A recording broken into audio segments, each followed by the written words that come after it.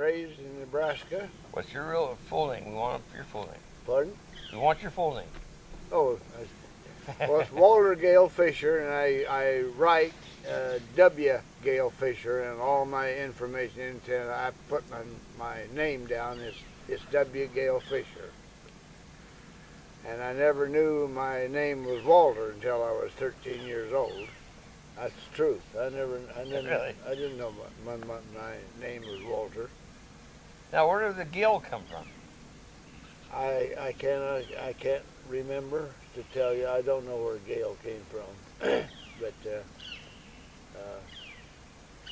Walter was a name that was my cousin that died when I was just a little kid.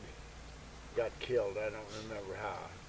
That was Dad's sister's boy, and he was pretty special from what all I've heard, so they thought they were doing something real great when they named me Walter, but there's 5 of us kids, and none of us go by our first name. We all go by the middle name. And right, DeVere, my sister DeVere's Ruby DeVere. Oh, I didn't know that. Yeah. And Dean is Robert Dean. I didn't know that. Yeah, and Lena, I can't remember her first name. I can't. Why do you go with your middle name? I don't know that. That's the way it worked out? Nobody knows that. We didn't think to ask when the folks were alive, but that's just the way it is. All of us go by our middle name. Okay, and you were born? I was born in February 4th, 1924. And today is what, November? I'm 89. I'll be 90 in 2 or 3 months. Okay, and today is November the 8th. Yeah. 2013. So you're going to be 90 in February the 4th, in about, what, 4 months or something? 4 months, yeah. And, as growing up on a farm, I know most people won't believe this, so they shouldn't even tell it. But when I was 6 years old, Dad fixed a seat up on the cultivator for me to sit, and I drove 4 horses, and Dad watched the cultivator, and you had pedals there to make the wheels go like this, and he'd sit there and watch the corn, he could hit this and go and pick this weed up, like that, and pick this one out. Really? Yeah, if he didn't have to watch the horses. So I drove the horses. I just had a board sitting up there, and that's how long ago I started driving horses. And then my granddad and grandmother lived with us. That's Dad's folks.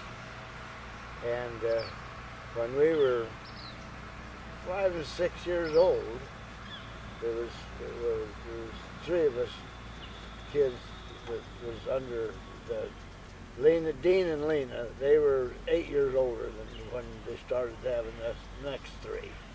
Oh, really?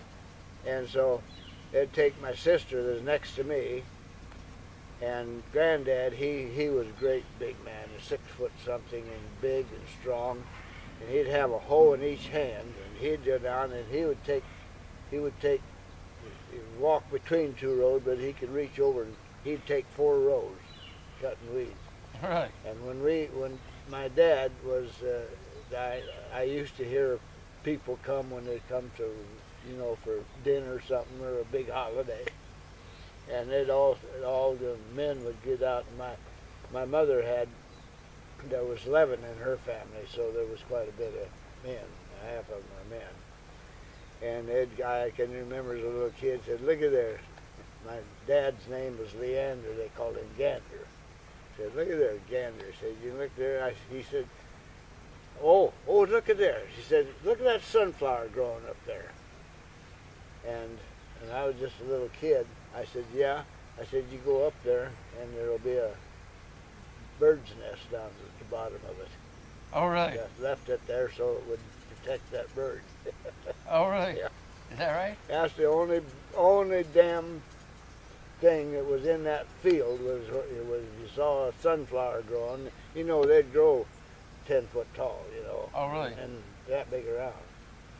But you see one in these fields, well, You know there's a bird nest. You know there's a bird nest there. Yeah. Because we had to go through after they finished cultivating. And I started to tell you, Granddad, he would take 4 rows, and Lenora and I'd take each with 2 rows, you know. So it took 6.5 rows along the field to make an acre.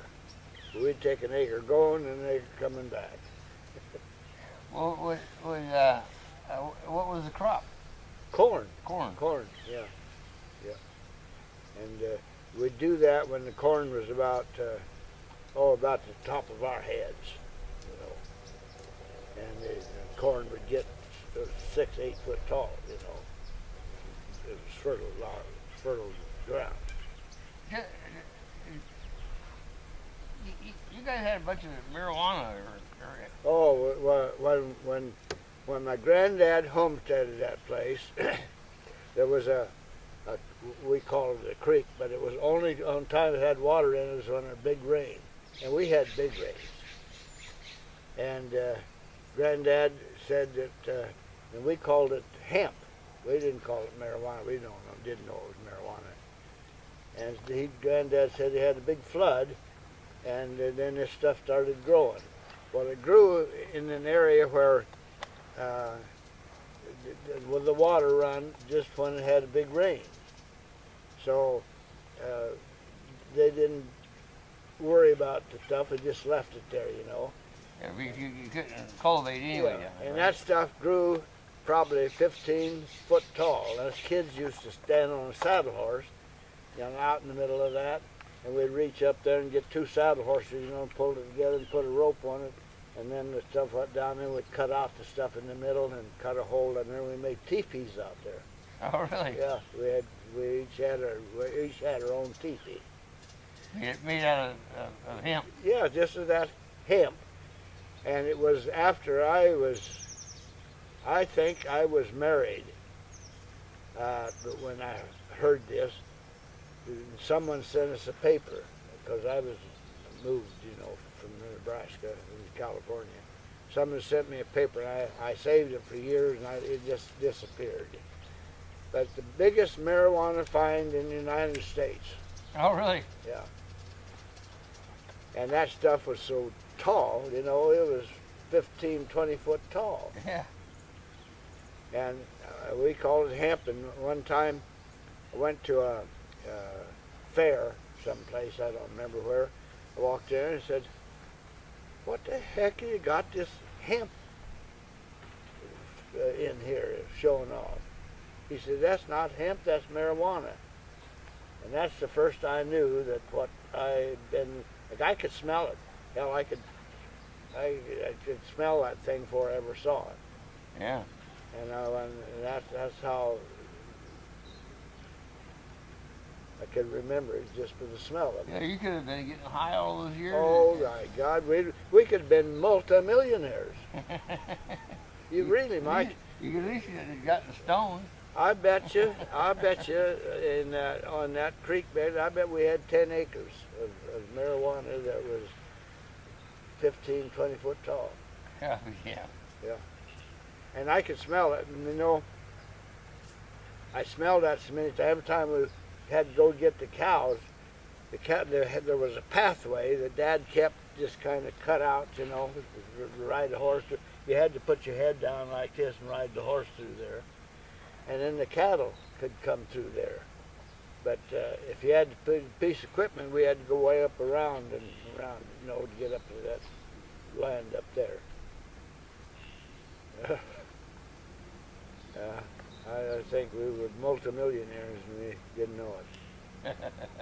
The paper said, I had that paper for years, that there was the biggest marijuana find in the United States. Yeah, we are.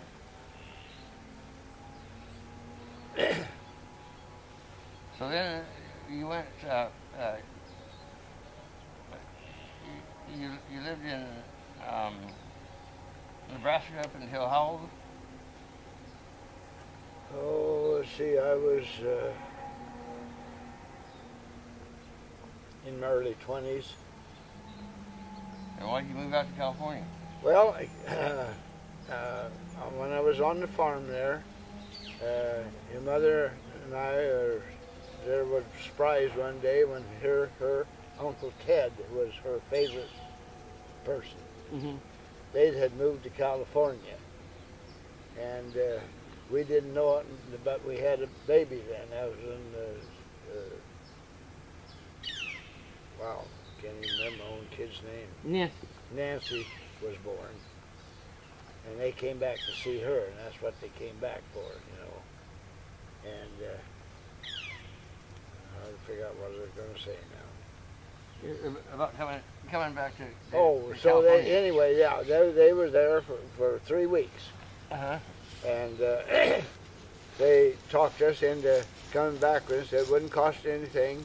And my brother lived across the road from us. He had a farm there, and he'd taken a vacation. I did his chores for 2 weeks, you know, and milked his cows and everything.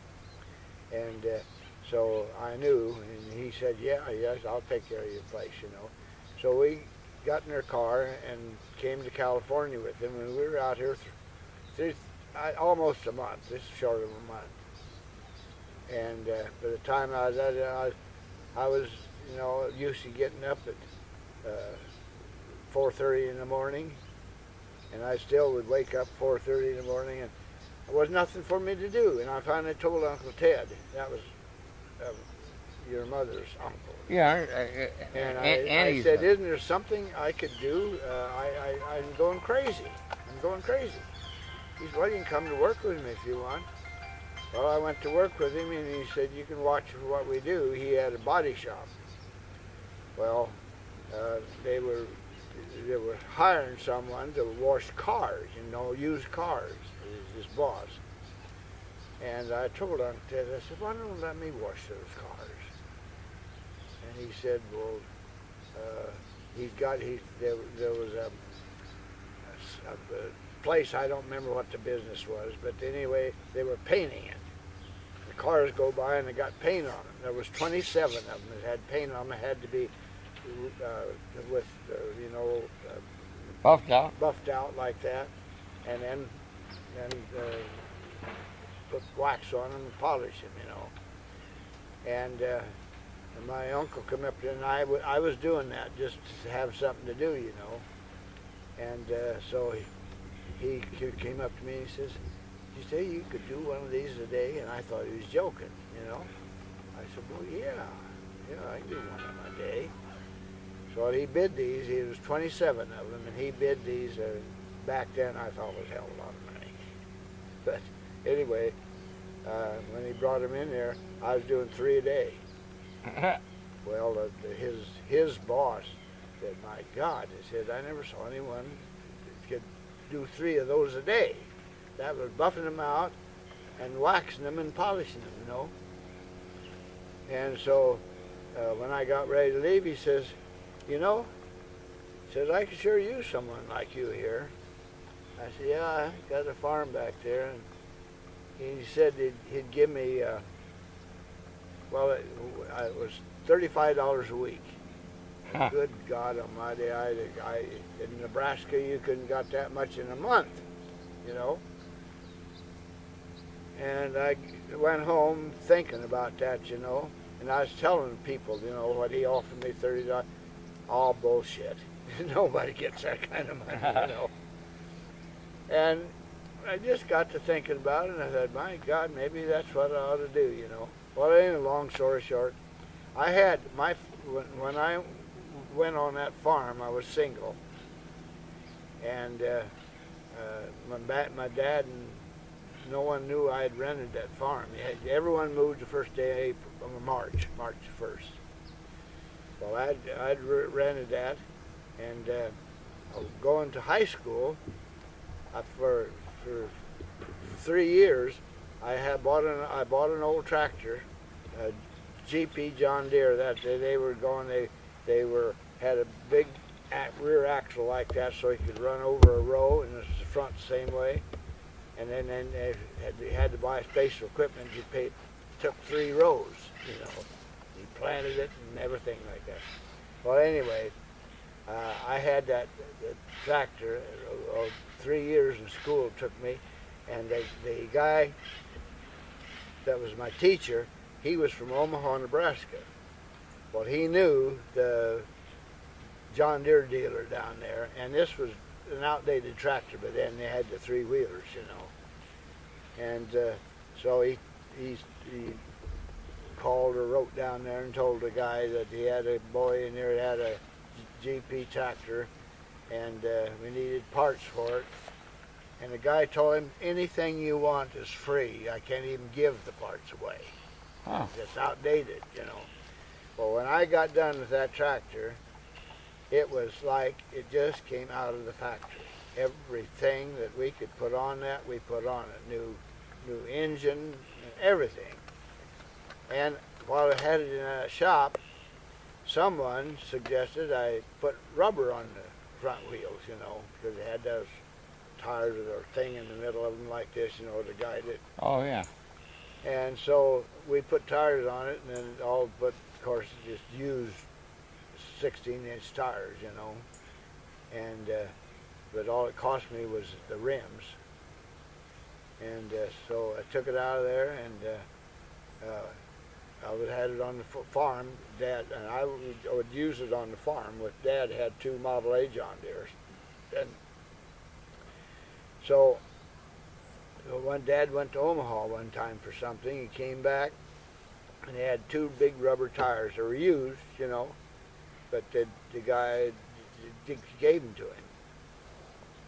So anyway, Dad used to do on rainy days. My dad would go to town and work in a blacksmith shop, just something to do, you know.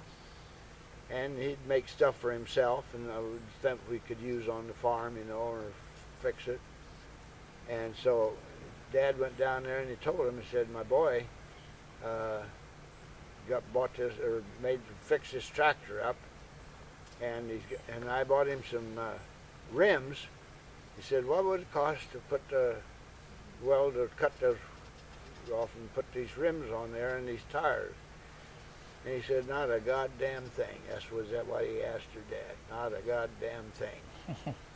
So Dad went down there and they put these rims on there, and all I had to buy was tubes.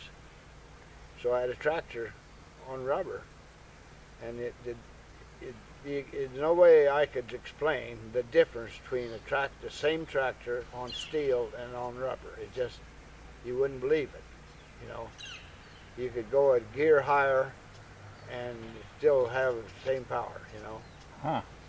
Well, anyway, we were out in the field, and I had my tractor out there too. Dad had 2 Model A's, and I had this out there.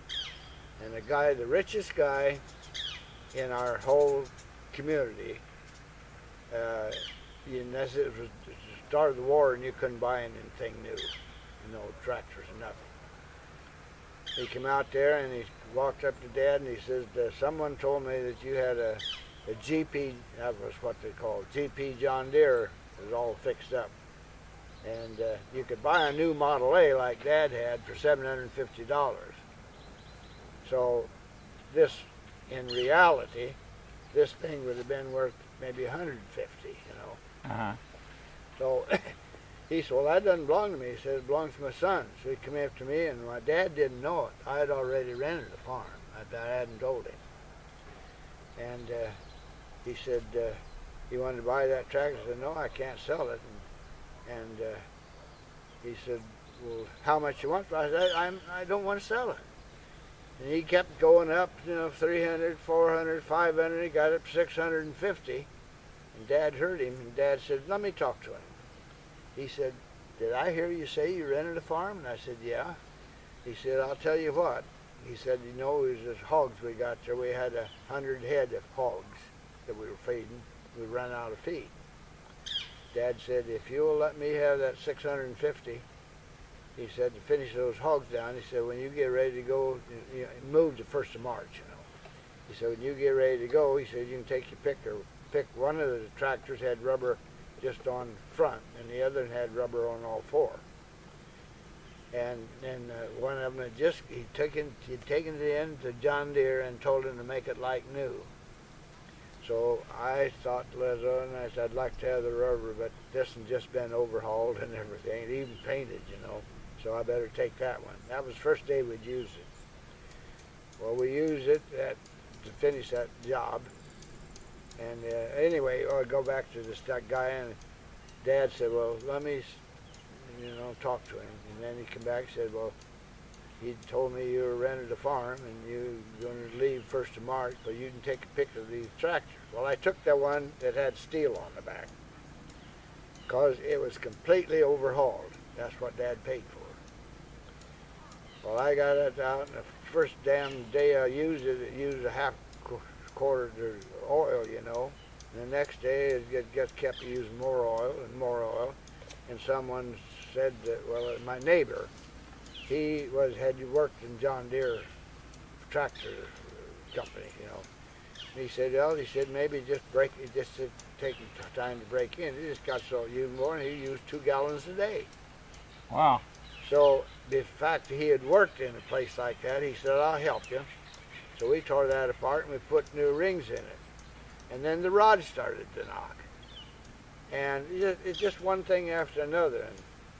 And I was only, let's see, I think I was 18. I graduated when I was 17. I think I was 18. And I got in my old Model A Ford, and I went down there to this company that had done all this work that my dad had paid for. And I was raising hell out there. Well, the guy knew me because his wife and my wife's mother were friends, you know. So he knew me. He said, Gayle, what the hell's the matter? I said, you said you overhauled this tractor for my dad. I said, and then I told him all the things going wrong with it. He said, wait a minute. I said, what do you want me to do? I said, I want it fixed. He said, I'll tell you what. I'll give you a new block, new cylinder, pistons and cylinders and crankshaft, and on and on and on, and you can put it together. Well, the guy that worked for him in there, he's a mechanic, lived right next door to my wife's folks, and I knew him real well, you know. So I was thinking of this, so I said, okay, I'll just give me the parts. So I went up that night after work, and when he got home and told him, he said, Gayle, he says, I can't do that. He said, they'd catch me doing that. He said, I'd lose my job. I said, no one has to know about it, not even your wife. You're just coming out to visit me, out to my farm to visit me. And so he didn't tell anybody. So he came out, and I had that thing in the barn, and I don't remember now how many days it took, but he charged me $1 an hour. That was real big money. But anyway, I think about 3 days he had it all put back together. And I had a brand new tractor. And then one day, my dad came home with those rubber tires and had it on rubber tires. And I tell you, I was like if I'd died and gone to heaven. It was just unbelievable to have that thing on rubber. And so I lived there until, like I told you, we came to California, went back, and they offered me $35 a week. I just couldn't believe it. I tell people that, and they say, oh, come on, nobody gets $35 a week. So we sold everything. I had a bunch of cattle. I had started when I was just a little kid. And so I had 40-some head of cattle. And so I sold all my cattle, and I had purebred hogs. I started out with 2 little pigs, and the guy had a big yard full of hogs. Anyway, I sold everything I had except my car and our furniture. We shipped our furniture out, and we drove the car out. It had a 36 Ford, and it was just like new. and came out here and went to work in this body shop. And I was just supposed to wash cars and do the shit work, you know. But they had used cars they'd bring in, and maybe they'd just paint the fenders, you know, the fenders were bent or something, just paint the fenders. Well, I told the guy, I said, let me do that. I can paint those fenders. And because I had painted on the farm. So he looked at it, and my God, he said, that's beautiful, you know, no runs in it, no nothing. So from then on, I painted all the used cars. Oh, really? Oh, I tried to sand them, you know, and take the bumps out of them and do all the body work first, you know. But there he was getting that done with, what was I getting an hour? Oh, something like 80 cents an hour or something like that, you know. And he was just tickled to death, you know, that I could do that sort of thing.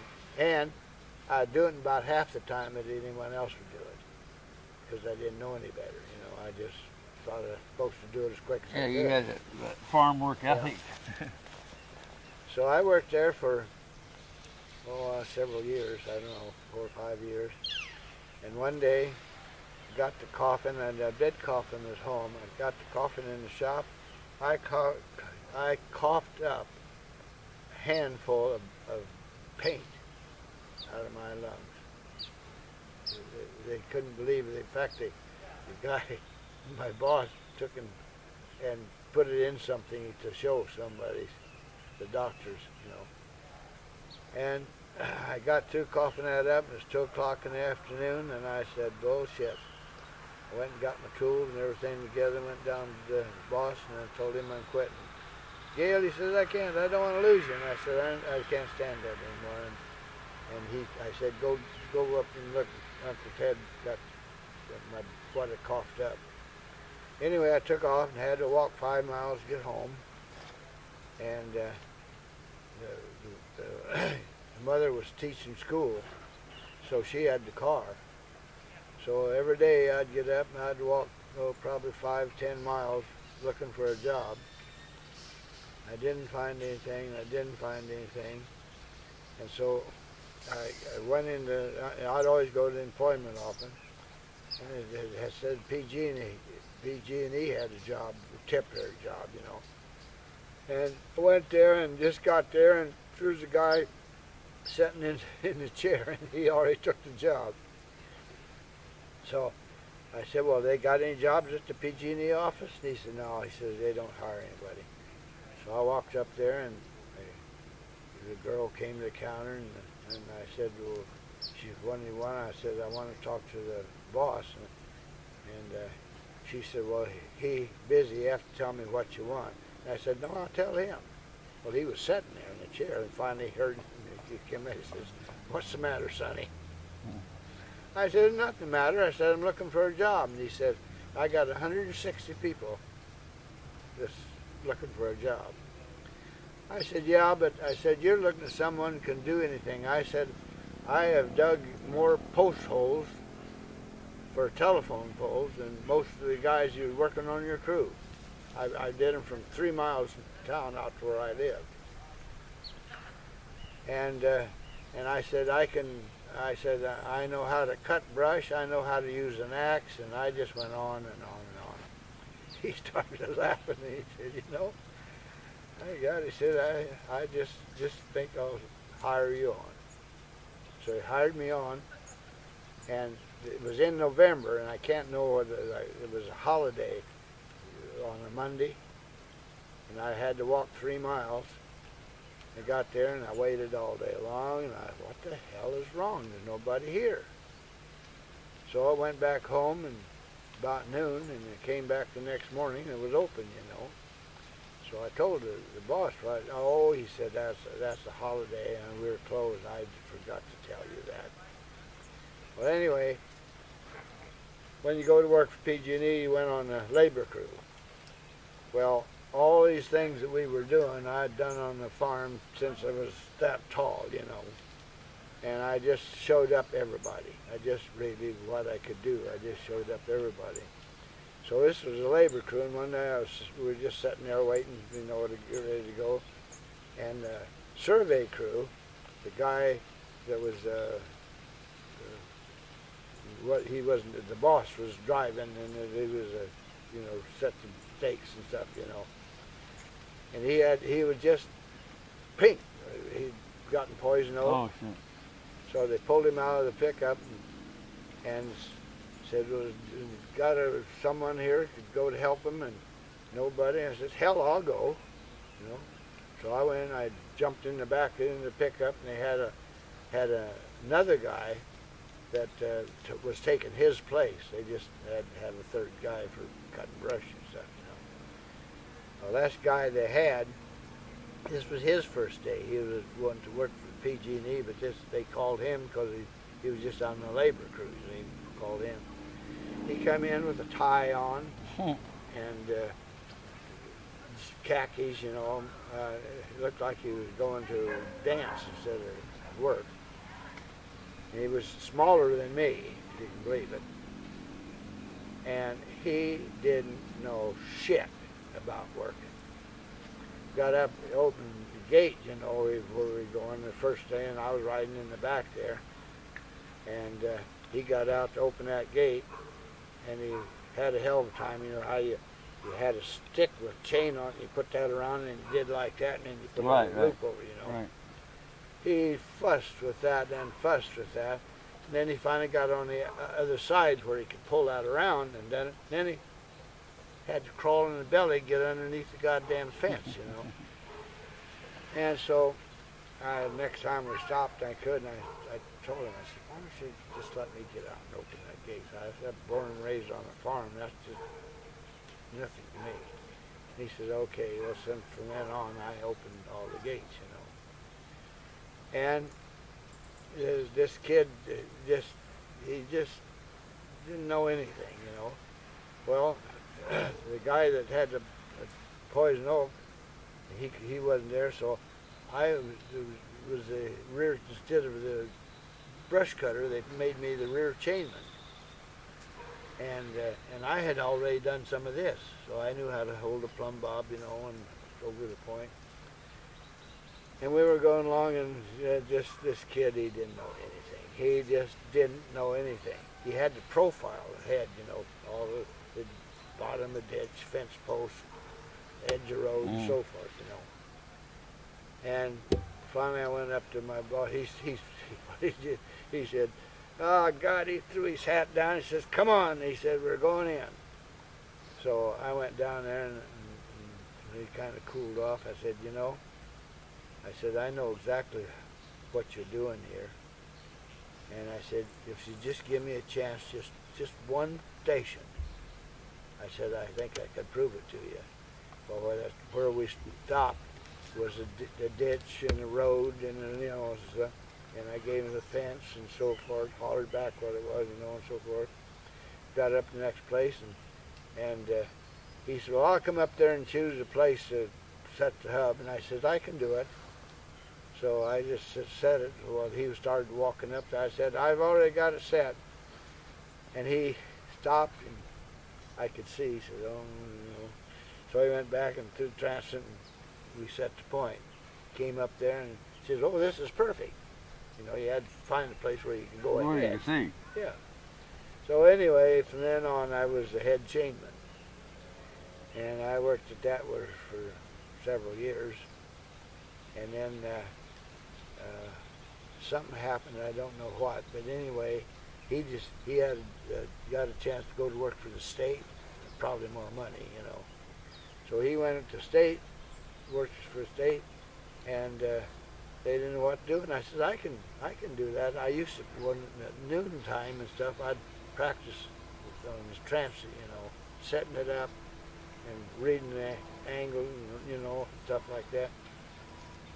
Well, I wasn't I wasn't really good at it, but I could do it. So I convinced them that I could do it. And so I started running the transit, and I did that until I forgot what the reason was, but they one day we always reported in down to the main office, got her instructions, And so I was coming down the stairs, and the big head guy that all the construction, he said, well, Gayle, he said, come in tomorrow morning, I want to talk to you. Well, in the meantime, that day, I went out, I hadn't made another job, So I came back there, and I said, well, what else do you want to talk to me about? He said, well, we're firing one of the guys in the office. They had 3 guys in the office that made up the jobs and went out and so forth. They were firing him because he was a drunkard and drunk half the time. And I said, I wish you'd told me that yesterday. And I said, why? And he said, because I just took a job with a surveying company. Well, that was McGuire? Yeah. And he said, oh, Gayle, he said, I wish I had her too. But anyway, I went to work for him, and I worked for him for 6 years. And by the time I got done with him, there was hardly anything I didn't know about surveying. Because he... Well, did you go to take some courses from... Oh, I took correspondence courses. I was doing that then. I took them for 10 years. And when I finished that, I could take a test to be a certified, engineer. But they wanted $200. And they just begged me to do it. I said, I don't. I can do the work. What do I need a goddamn name for, which I regretted the rest of my life. Because I could have passed that thing hands down. But $200 was a lot of money then. That would have been probably 2 or 3 months' wages, It was a lot of money.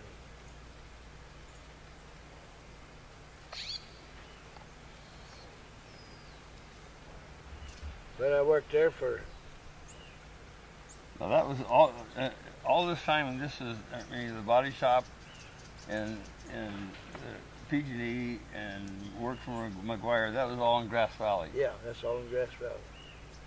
And then a friend of mine, Harold Peterson, he had a brother-in-law who lived down in Marysville. It was one of the partners in a big survey company, one of the biggest in California at the time. And I used to go down there with him and go hunting, And so I guess Harold had told him that Gayle is going to quit the PG&E. He said, really? He said, yeah. And boy, later that evening, he come up there and he said, hey, he said, would you want to work for us? And I was getting $2 an hour up there. For McGuire or for PG? Yeah, for McGuire. And so I said, oh, God, I said, that's a long ways to drive to work. And I said, how much would I get an hour? He said, well, I'll start you out at $4.75 an hour. Holy Christ, I never heard of getting such wages, Well, I said, yes, I'll come. Yeah. And so I worked there for 6 years. What was the name of that company? It had 3 names. Oh, shit. Can't think right now. Anyway. But anyway, they had 14 crews, with, and like I was a 15. And so they had guys that had been working for them for years, Slater, Stewart, and Ness. Slater, Stewart, and Ness. That's the name of the company? No? No. Slater, Stewart, and Ness, or Nuss? That doesn't matter. It'll come to me, I know. But I can't think of it now. Yeah, no, it don't matter. But anyway, I went to work down there, and I know this sounds like bragging, but they had guys who'd been with them for years, and there wasn't anyone could do what I could do. There wasn't anyone that could take a solar. I took a solar every day. Every job I was on, if the sun was shining, I took a solar. So and usually a solar, most guys took Well, they figured it was a good solar if you take it with under 21 minutes. I did them in 6. Mm. And people couldn't believe it, but I do it. And in fact, they had a guy came clear out from back east that sold transits, Mm-hmm. and he said, they come into our office and said, I want to see this guy that you say to take a solar in 6 minutes. So when I came in that night, why, it was summer, you know, the sun was still up there, you know. So I went out and I took a solar for him, and he worked it up. God, he said, I never heard of this being done before. So anyway, they were really impressed. So I went to work down there for this company in Marysville, and I was the only one that could take a solar. So I took a solar on every job. It was only 6 minutes, you know, no big deal. And I finally got to where I got all the, what they call nasty jobs, because some of them couldn't do them. And I had one job, it was 5.5 miles long, and it was along a levee, but they wanted that, the territory to know how that levee was, so they could figure the dirt to go in there, you know. Mm. But the levee, in the middle of the levee was the stations. And so most guys would go up there and go down every station and move to the next station, go down every station. Well, I didn't do that. I went down and got down below where it was easy, you know, to walk. And I had 3 guys chaining down. You had to, you know, you had to come down the slope and hold it up like this. This guy was in here and this way down like this, you know, and down. Mm. And then what the guy that came down, first he would go back and rest while the other 2 guys, you know, they just took turns. So they were actually ahead of me, and I was down below. And wherever they came down, they'd put a stake. And so I was putting the elevation on it. I had rod down, I was putting the elevation on it, you know. Well, anyway, long story short, this job, my company I was working for, they figured it was going to take 3 months to do. And I was done in a week. Wow. The guy wouldn't, he came in, I said, what do you want me to do tomorrow? He said, well, just get back there and finish that job. And I said, it's done. He said, oh, Gayle, come on. He said, we figured he was lying when you told me you'd do it in 3 months. You know. Well, anyway, he told my crew to go and set in shape. He got in the car and we went down there, went over that 5.5 miles. There it was all staked. He said, Gayle, how'd you do that? And I said, well, if I told you, I said, guys like me be out of a job. He said, you won't have half as many people. And he laughed. He said, how did you do it? I said, well, I didn't go up and down that slope like everyone else does. I just went down the bottom and had the guys chained down, and so when I came to their stake, he was already there. But anyway, I worked that company for 3 or 4 years, and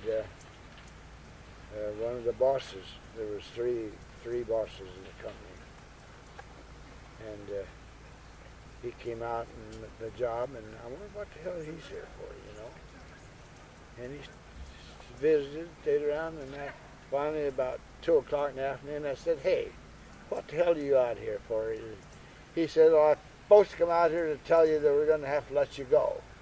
We're running out of work. I said, why didn't you just say so? He said, because, he said, I just couldn't. So I went in that night and I went out, and on the way home, I knew there was a guy doing some work. We would run into him, you know, a road job, and they was having problems with it. The guys from the state that surveyed catch basins and so forth, they were just having all kinds of trouble. So I went out there and on the way home, and he was still in the office. And I said, "You're having some trouble here." And he said, "Oh God," he said, "this is the worst job I ever worked on." And I said, "Well, I can see why." Whoever did the survey said, "Well, it was the state." I said, "Well, whoever they had out here didn't know their ass from the hole in the ground." And he said, "What are you trying to tell me?" He said, "Just let me come out and work for you for a week. It won't cost you anything. And then if you think it's good, then I want $600 a week." Jesus. But he said, You'll work for a week for nothing? Yeah, I said, "Yeah, now nothing if it doesn't suit you. But if it suits you, I want my $600. Well, I was only making like $250 a week where I was working, you know. He said, "Why the big money?" Because I said, "Nobody knows what the hell they're doing that you've had out here, and you wasted more goddamn money with guys out here don't know what they're doing." He said, "Okay, I'll give you a go." So I did. I worked there for a couple of months, but I went over the whole damn job, and it was just absolutely, you'd think a bunch of cool kids had done it, you know. And so anyway, when he got done, he not only paid me $600 a month or a week, he gave me a big bonus. So then I went. Where the hell I went to work over there? I can't remember now. I wasn't out of a job even a day. I went to work for somebody else. I can't remember who now.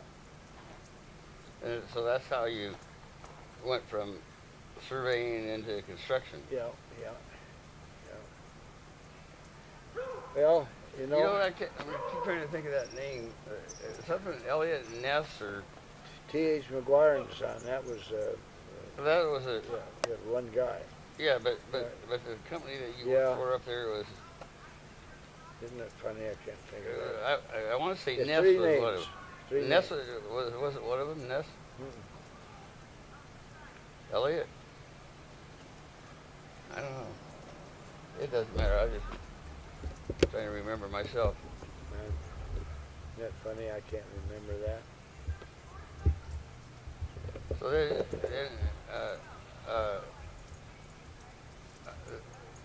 then how did you end up going down to Fresno? Oh well, Because we're still at that point living in Grass Valley, right? yeah.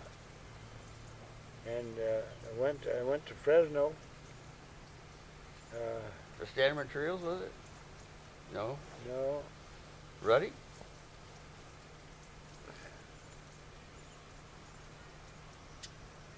MJ Ruddy, that was it? T.H. McGuire and Son, and then Ruddy. Maybe it was Ruddy. It was I went down there with. Yeah. But anyway, I worked a surveyor for a while, and then I got into construction.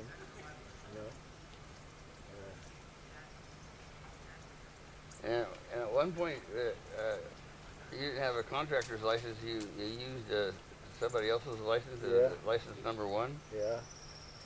Is that right? Yeah. I was using his license and Slater. Can't remember his name. I can't remember his name either.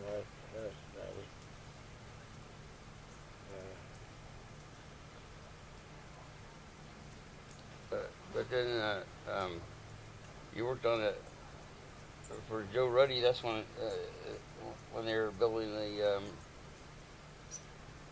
dam there in Las Vegas, or outside of Las Vegas. Yeah. The San, what do they call it? San Luis Dam. San Luis Dam,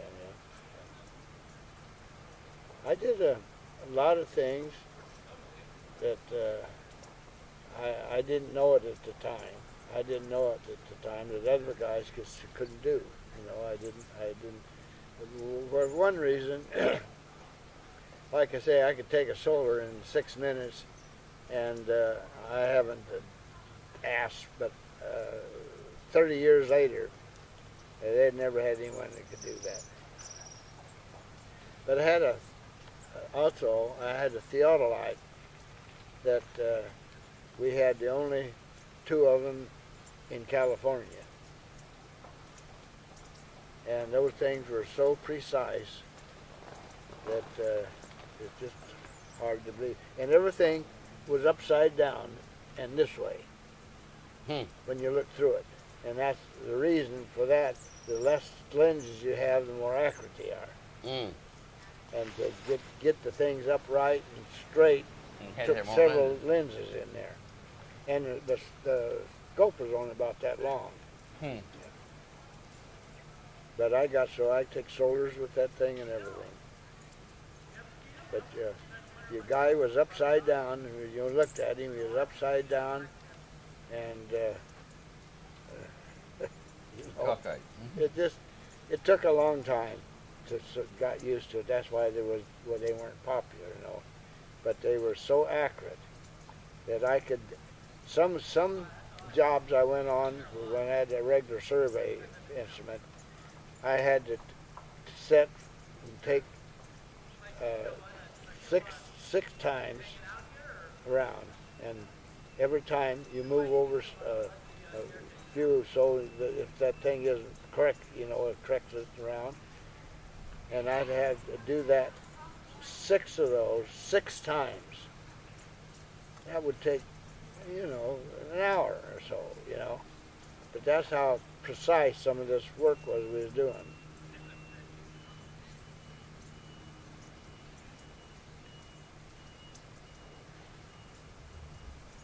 But when I think back on it, I